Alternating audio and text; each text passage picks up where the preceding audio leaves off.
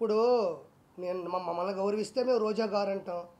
మమ్మల్ని గౌరవించినప్పుడు నేను రోజా అంటాను. ఓకే. ఇప్పుడు రోజా ఏం మాట్లాడింది? ఆదియో నేనో లేకపోతే ఇంకొకరో పోయి చేస్తున్నాం అనింది. ఆళ్ళేదో చిన్న చిన్న ప్రాణాలంట, చిన్న చిన్న ఆర్టిస్టులంట. ఈమెమన్నా నేషనల్ వైడ్ ఆర్టిస్టా? ఈవిడేమన్నా 15 నేషనల్ అవార్డులు కొట్టిందా? లేకపోతే 10 ఆస్కార్ అవార్డులు కొట్టిందా యువరాణి? వాళ్ళేదో చేసుకుంటున్నారు, వాళ్ళు స్వచ్ఛందంగా చేసుకుంటున్నారు. వాళ్ళ ఇష్టం అది. పవన్ కళ్యాణ్ గారి మీద ఇష్టం ఉంది, లేకపోతే టీడీపీ మీద ఇష్టం ఉంది, లేకపోతే మీరు చేసే అవినీతి మీద వ్యతిరేకత ఉంది. నువ్వేమన్నా నేషనల్ అవార్డు ఆర్టిస్టువా? నువ్వు 20 సినిమాలు ఏమన్నా ఆస్కార్ అవార్డులు కొట్టినావా?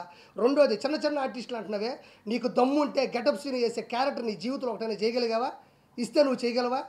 సుధీర్ ఉన్నాడు, కష్టపడ్డాడు, మ్యాజిక్ చేశాడు, వాడు చరిష్మాతో సినిమా హీరో అయినాడు, ఈరోజు అత్యద్భుతం, నీకన్నా 10 రెట్లు ఫాలోయింగ్ ఉంది, వాడితో నువ్వు పోటీ పడగలవా? ఇప్పుడు ఆది ఉన్నాడు, వాడు వచ్చిన తర్వాత జబర్దస్త్ చరిత్రనే మార్చినాడు. నువ్వన్నా కూకొని 3 పంచులకి జడ్జిమెంట్ ఇవ్వాలా? వాడు ఆది పాపం గంట సేపు ఏకదాటిగా నవ్వించాడు, ఒక ట్రెండ్ సెట్లో ఉన్నాడు. వాడితో నువ్వు పోటీ పడగలవా? నీ బతుకులో ఏ రోజన్నా వీళ్ళ ముగ్గురు లాంటి చరిష్మాను చూసావా? ఎందుకు నిన్నెవరు ఏ మాట అన్నప్పుడు నీకెందుకు ఉలికి ఎక్కువ? నీ పని నువ్వు చూసుకో. ఈసారికి ఎమ్మెల్యే సీట్లో ఫస్ట్ ఓడిపోయే సీటే మా యువరాణి, మా రోజమ్మ. డిపాజిట్లు రావు నీకు నగిరిలో, గుర్తుపెట్టుకో. డిపాజిట్లు రావు నీకు నగిరిలో. ఉలికి ఉలికి పడమాకు, గౌరవించావు.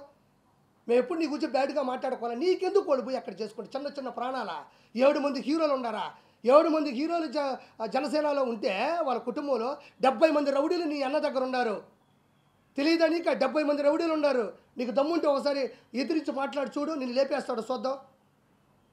ప్రతిదాకా నీలాగా దిగజారిపోయి నీలాగా ఆడ ఇలా వెనక తిరుక్కుంటా బతుకుతా అనుకుంటున్నావేంది? వాళ్ళు స్వచ్ఛందంగా పడినారు, వాళ్ళు ఇష్టం ఉంటే ఉంటారు, లేకపోతే పోతారు. నోరు మూసుకొని నీ పబ్లిసిటీ నువ్వు చేసుకో. నువ్వు చేసినా ఓడిపోతావు, చేయకపోయినా ఓడిపోతావు. నటుకుమారని చెప్పినట్టు జనసేన కన్నా వచ్చి అక్కడ మద్దతు బలుకు, బాగుంటుంది నువ్వు నీ బతుకు. ఇంకేటన్నా వస్తుంది, రేపో ఎల్లుండో వస్తుంది. నగిరిలో ఏముంది? నేను వచ్చిన నగిరికి నీ వల్ల నేను ఎదవనైపోయినాడా? ఏముంది నగిరిలో నువ్వు చేసిన అభివృద్ధి? వారం పెడితే చాలు, నీ అంత తాళపాక అన్నం వెళ్ళినట్టు వెళ్తుంటావు పైకి.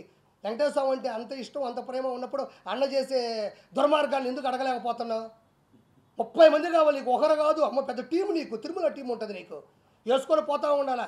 తిరుమలకి అన్నకి సామాన్య భక్తుడు తిరుమలకి వెళ్తే నీ అన్నకి ఇష్టం ఉండదు. ఎందుకంటే పాపం వాడి దగ్గర 1 రూపాయి డబ్బులు ఉండవు, వాడు అన్నదానం తింటాడు, హుండీలో డబ్బులు లేడు పాపం.